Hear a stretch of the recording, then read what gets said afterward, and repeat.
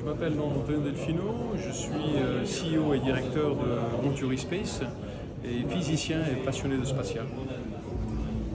Voilà. Donc là, nous sommes sur le statique de Venturi au Salon du Bourget et vous allez nous présenter les trois concepts de rover lunaire plus le concept martien.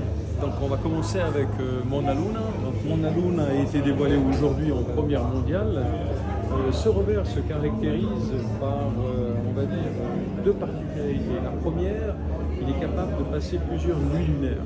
Donc, comme vous le savez, sur la Lune, on a des températures qui varient entre moins 240 et plus 120 degrés. Donc la gestion de l'énergie électrique, l'énergie thermique, est vraiment clé pour pouvoir passer plusieurs nuits lunaires. Et ça nous est demandé aussi par l'ESA. La deuxième caractéristique, c'est ce que j'appelle une mobilité étendue. Et une mobilité étendue à avoir ce qu'on appelle en technique automobile les liaisons au sol. Donc les roues, les suspensions, la motorisation aussi électrique qui peut se trouver dans les roues ou déportées. Et ces fonctionnalités permettent de passer sur la Lune des pentes importantes sur un sol meuble pour éviter que le rover se trouve, on va dire, empêtré et diminue, du moins, ait une mobilité fortement réduite. Donc c'est d'une importance capitale d'avoir une mobilité étendue grâce à ces liaisons au sol. Pour le lancement de ce rover, il y a deux possibilités. On peut le lancer en privé avec des landers privés américains. Alors, si on regarde du côté européen de quelle façon on pourrait le lancer sur la Lune, ça sera pour la fin de la décennie, voire début de la décennie suivante, en ayant Ariane 6.4 opérationnel, l'Argonaut aussi opérationnel avec au moins 1,5 tonne de charge utile disponible pour le mettre sur la Lune. Et dans ces conditions-là, on pourrait imaginer effectivement d'avoir Mauna Luna sur la Lune avec un programme 100% européen. Mauna Luna, comme on l'a dit, est un projet 100% européen, 100% Venturi Space. Les trois rovers que vous voyez ici, donc le Flex martien et le Flex LTVS, ce sont trois rovers qui sont conçus par un partenaire stratégique 100% américain, Venturi Astrolab. Donc, quand je dis partenaire stratégique, ça veut dire que nous, en tant que Venturi Space, on y participe à ces projets avec des technologies critiques clés. Et je vous les cite, il y a les roues déformables, vous en voyez partout sur ces trois rovers. Et vous avez aussi des batteries hyper performantes et très énergétiques qui sont faites à Monaco. Et Flip, alors, il sera lancé à quelle date à peu près? Alors lui, on a une mission lunaire, on va dire déjà actée. Il sera lancé en fin d'année, début d'année prochaine, fin d'année. Il y a une marge. Et il partira avec la Falcon Heavy de SpaceX. Et le lander, c'est le lander américain de la société américaine Astrobotics. Donc sur ce lander se trouvera le Flip. Et la chance, c'est que, tiens, peut-être un élément intéressant, contrairement à d'autres missions spatiales de iSpace, d'Intuitive Machine, le Flip sera lancé en 3 jours sur la Lune.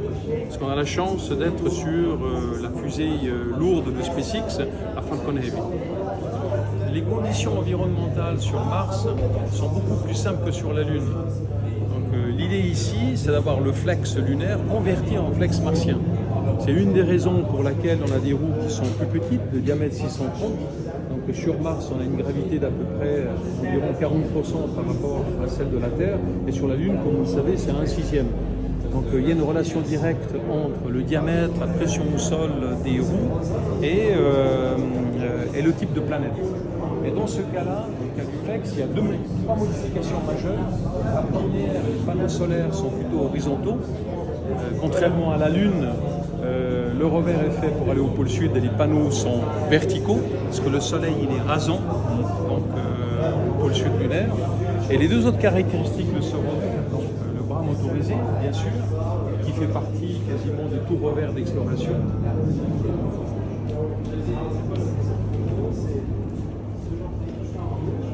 Vous avez ici deux autres caractéristiques importantes, une foreuse. Donc sur Mars, ce qui est très intéressant, c'est de faire des forages au moins à 2 mètres de profondeur, voire encore plus bas, pour trouver de la glace. Parce qu'il y en a pas seulement au pôle, il risque d'y en avoir aussi à d'autres endroits, enfouis sur des mètres, on va dire, de terre martienne.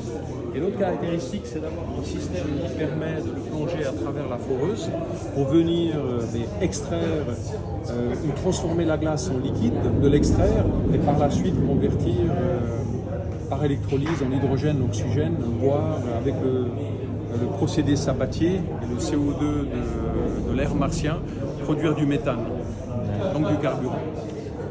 L'origine de ce projet, donc du flex, converti en flex martien, vient du fait que du côté américain, on pousse très très fort pour l'exploration sur Mars. On l'avait entendu, Trump, quand il a été nommé, investi, il a déclaré que les prochaines missions seraient sur Mars. C'est aussi que la société SpaceX pousse énormément pour aller sur Mars. Nous, en tant qu'entreprise privée et partenaire stratégique de Venture et Astrolab, on se doit de donner une réponse, en tout cas une réponse à des possibilités de faire des rovers aussi d'exploration pour Mars. Donc le rover Flex ici, qu'on appelle aussi HITL, c'est un rover qui a été conçu, donc c'est en mock-up, une maquette qui a été conçue pour les besoins de la NASA, pour on va dire des besoins d'ergonomie. Donc les astronautes ont fait différents tests sur le rover, équipé avec la combinaison spatiale de Axiom, et la NASA a mis des notes, on va dire, à la position des rovers. On le voit, il y a une position qui peut être légèrement assise. On ne peut pas aller là-bas à côté, mais vous voyez la partie blanche qui permet de s'asseoir. Il y a une partie aussi, donc elle peut être rétractée pour que l'astronaute puisse rester debout. Il y a une possibilité aussi de les faire totalement s'asseoir. Et la caractéristique du Flex, c'est qu'il peut changer très facilement sa garde au sol. Et en changeant sa garde au sol, l'astronaute, une fois qu'il est à l'arrêt et veut sortir du Flex, il peut décrocher la partie avant de commande et il n'a qu'à faire en petits pas pour sortir du rover. Sa garde au sol est quasiment en contact avec le sol lunaire. Ce qui caractérise le rover Flex, que ce soit pour transporter des astronautes ou en logistique, c'est sa polyvalence et sa modularité. On voit bien qu'en lui ajoutant des modules, on peut transporter des astronautes. Donc juste pour rappel, le rover Flex a une forme de U inversée. Et à l'intérieur de ce U inversé, on peut mettre des charges utiles. On peut mettre aussi ce qu'on appelle en anglais le crew stand pour transporter les astronautes. De l'autre côté, on peut l'équiper d'un bras motorisé. Et en changeant ces différents modules, c'est de là que vient le nom modularité, on peut en faire un objet, donc un rover qui est polyvalent. Donc, qui peut être logistique, comme celui-là, on l'a vu tout à l'heure, c'était pour Mars, où on n'a pas de crew stand pour transporter des astronautes, ce qui est énormément apprécié par la NASA, donc ce côté polyvalent. Alors pourquoi? Parce que la NASA, sur le programme LTVS, demande que le rover soit sur la Lune et attende les astronautes. Et en attendant que les astronautes arrivent, ils puissent exercer des activités logistiques. Et ce qui veut dire que le crew stand peut être même déposé à l'aide d'autres robots et laisser le rover faire ce qu'il pourrait faire, on va dire, avec un bras télécommandé ou d'autres... Là, je me plante un peu. Non, c'est bon. Ça fatigué. C'est parfait, c'est parfait. Et celui-là, il sera lancé avec Artemis 5. Mais ce que j'ai dit, voilà, ce que j'ai dit, je peux le dire. Alors, ce rover, alors qui n'est pas qualifié spatial, bien sûr, c'en est une démonstration. Le but, c'est qu'il soit lancé avec Artemis 5. C'est le premier alunissage qui devait être fait avec SpaceX. Et Artemis 6, ça serait normalement aussi avec SpaceX, 7 et 8 avec Blue Origin.